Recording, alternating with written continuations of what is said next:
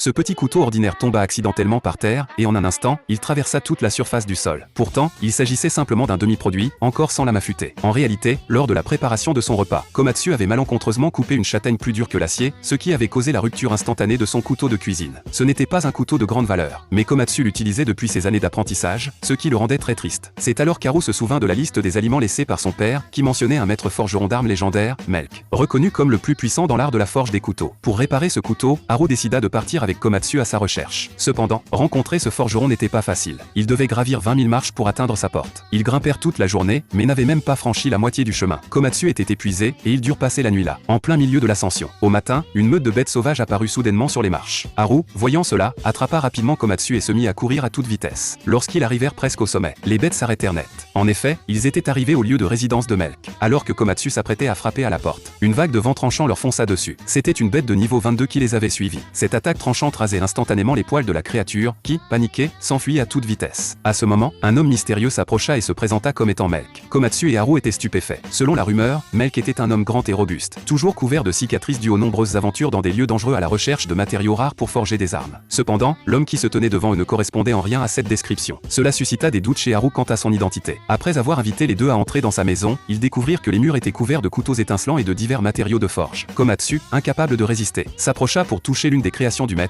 mais l'homme l'en empêcha immédiatement. À ce moment-là, Komatsu heurta accidentellement un porte-couteau. Les lames se précipitèrent vers lui, et Haru, réagissant rapidement, le protégea en l'attrapant dans ses bras. Ils échappèrent de justesse à l'attaque, mais l'un des couteaux tomba et se planta directement dans le sol. Les deux hommes étaient abasourdis, car même sans être affûtés, ce couteau avait une netteté incroyable. L'homme expliqua alors que la lame avait été fabriquée à partir des dents d'un requin de niveau 55. Haru, encore plus sceptique, n'arrivait pas à croire qu'un homme aussi frêle puisse attraper un requin tout seul. Pour tester l'identité de l'homme, Haru le provoqua, l'invitant à un duel. Face à la vague d'énergie tranchante, Haru la dissipa d'un geste et fit tomber l'homme d'un seul coup. Après ce combat, Haru était désormais certain que cet homme n'était pas le véritable Melk. L'homme admettra finalement qu'il n'était effectivement pas Melk.